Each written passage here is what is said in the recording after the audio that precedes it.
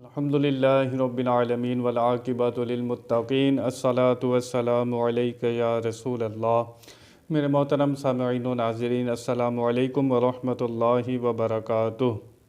گزشتہ آیت میں آپ نے سماعت فرمایا کہ اہل یہود اپنے فیصلے کروانے کے لیے ہمارے نبی کریم صلی اللہ تعالی علیہ وسلم کی بارگاہ میں آ جایا کرتے تھے۔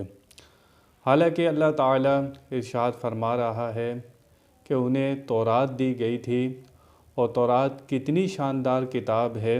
اللہ فرماتا ہے اِنَّا أَنزَلْنَا التَّوْرَاةَ فِيهَا هُدًى وَنُورٌ، بے شک ہم نے نازل کی تورات، اس میں ہدایت اور نور۔ اس کتاب میں، تورات میں ہدایت بھی ہے، نور بھی ہے، اور ہم نے نازل کی ہے۔ اس کے باوجود یہ اس پر عمل نہیں کرتے، اس کو چھوڑ بیٹھے ہیں۔ اور اس کتاب کی شان کیا ہے؟ يَحْكُمُ بِهَا النَّبِيُّونَ الَّذِينَ أَسْلَمُوا لِلَّذِينَ هَادُوا وَالرَّبَّانِيُّونَ وَالْأَحْبَارُ بِمَا اسْتُحْفِظُوا مِنْ كِتَابِ اللَّهِ وَكَانُوا عَلَيْهِ شُهَدَاءَ فَلَا تَخْشَوُا النَّاسَ وَاخْشَوْنِي وَاشْتَرُوا بِآيَاتِي ثَمَنًا قَلِيلًا وَمَن لَّمْ يَحْكُم بِمَا أَنزَلَ اللَّهُ فَأُولَٰئِكَ هُمُ الْكَافِرُونَ۔ اللہ فرماتا ہے فرما بردار نبی اور ربانی علماء اور فقہا یہودیوں کو اس کے مطابق حکم دیتے تھے، کیونکہ انہیں اللہ کی اس کتاب کا محافظ بنایا گیا تھا اور وہ اس کے خود گواہ تھے۔ تو لوگوں سے خوف نہ کرو اور مجھ سے ڈرو، اور میری آیتوں کے بدلے تھوڑی ذلیل قیمت نہ لو، اور جو اس کے مطابق فیصلہ نہ کرے جو اللہ نے نازل کیا تو وہی لوگ کافر ہیں۔ اہل یہود تورات سے منہ موڑ بیٹھے تھے، اس پر عمل نہیں کرتے تھے، احکام کو چھوڑ دیا تھا۔ اللہ فرماتا ہے اس کتاب میں نور بھی ہے، ہدایت بھی تھا، سب کچھ تھا۔ نبی اس کی تبلیغ کرتے تھے، نبی بھی تبلیغ کرتے تھے اس کتاب کی، اور بہت سے انبیاء کرام نے اس کی تبلیغ کی۔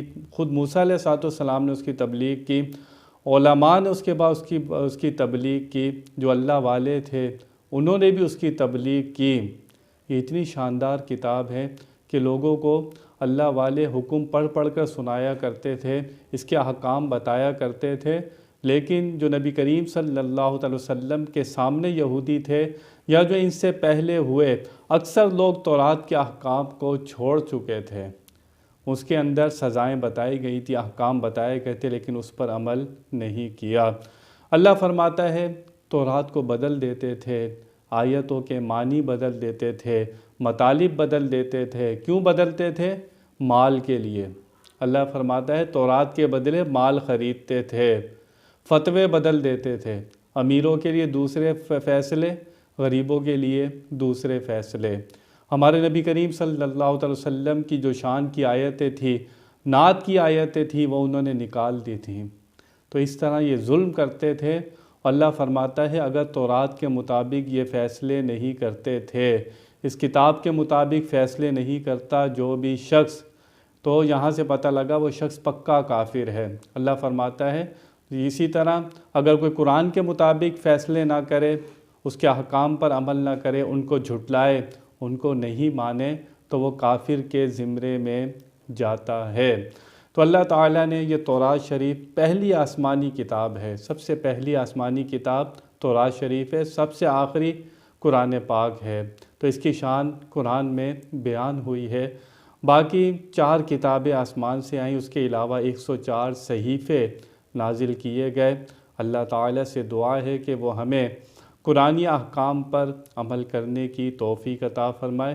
اب تورات پر عمل نہیں ہو سکتا۔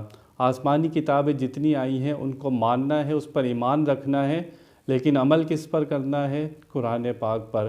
اب ان کتابوں پر عمل نہیں ہو سکتا، وہ اپنی صحیح حالت میں موجود بھی نہیں ہے۔